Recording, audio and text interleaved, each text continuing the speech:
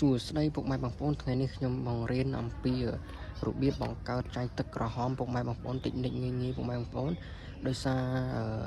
មានអ្នកឆាតមកសួរអញ្ចឹងណាចង់ថារបៀបបង្កើតចៃទឹកបែបណាអញ្ចឹងពុកម៉ែបងប្អូនទី1យើងត្រូវយកទឹកដែលយើង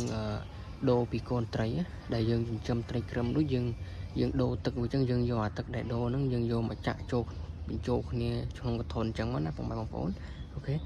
យល់នៅត្រីដែលយើងដូរទឹកនោះវាមានអាចត្រីអាចអីខ្លះនោះយើងដាក់ចូលមកក្នុងធុននឹងឲ្យអស់ណាអូខេបន្ទាប់មកពុកម៉ែបងប្អូនត្រូវមានទឹកសក់នេះខ្ញុំចិត្តទឹកសក់មួយទេព្រោះកធុងខ្ញុំដាក់តែប៉ុណ្ណឹងបងប្អូននេះខ្ញុំបរៀនសិនទេទី2នោះគឺអាចមន់ដែលក្រៀមបើសិនជាអត់ក្រៀមយើងយកទៅដាក់ហាលទី2នេះគឺជាស្លឹកឆាត់បើយើងអត់មានស្លឹកឆាត់ក៏បានដែរមួយទៀតនោះគឺចំបើងអញ្ចឹងណាឥឡូវយើងដាក់រយមកយើងដាក់រយវាអញ្ចឹងណាអូខេអញ្ចឹងមកបន្ទាប់មកយើងដាក់ស្លឹកឆាត់យើងបេះដាក់អញ្ចឹងមកណាយើងដាក់ស្លឹកឆាត់អញ្ចឹងមកអូខេមកយើងដាក់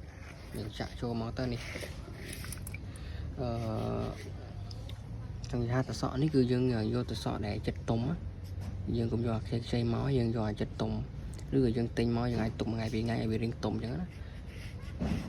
ចាក់វាចូលអញ្ចឹងមកអូខេចាក់វាចូលអញ្ចឹងមកណាធានាពុកម៉ែបងប្អូនដឹងតកើត100%បន្ទាប់មកយើងចាក់អាចមន់យើងចូលទាំងដុំហ្នឹងទៅយើងបាច់ច្បល់វាទេ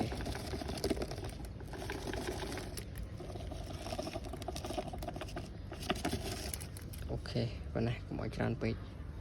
ប៉ុណ្ណឹងបានហើយអូខេបងប្អូនយើងទុកគ្របវាសិនណាដល់បន្ទាប់ពីយើងដាក់គ្រប់អស់ហើយគឺយើងយកអីមកគ្របវា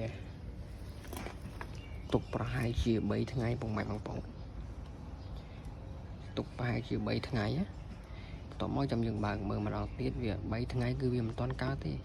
ទុកវាមួយអាទិត្យនោះបានទៅយើងបើកចំហក្រោបវាចេញអញ្ចឹងណាយើងទុកវាមួយអាទិត្យពុកម៉ែបងប្អូនទៅចៃទឹកវាមានអូខេវីដេអូនេះមានតែប៉ុណ្្នឹងទេបើគិតថាមានប្រយោជន៍មានតម្លៃកុំភ្លេចឲ្យជួយចុច Subscribe ឬក៏ចុច Follow ខ្ញុំមួយផងហើយនេះគឺ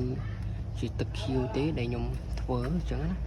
ខ្ញុំសាងគេមកទឹកខៀវអញ្ចឹងណាយើងយកមកដាក់ត្រាំវាទុកចោលសិន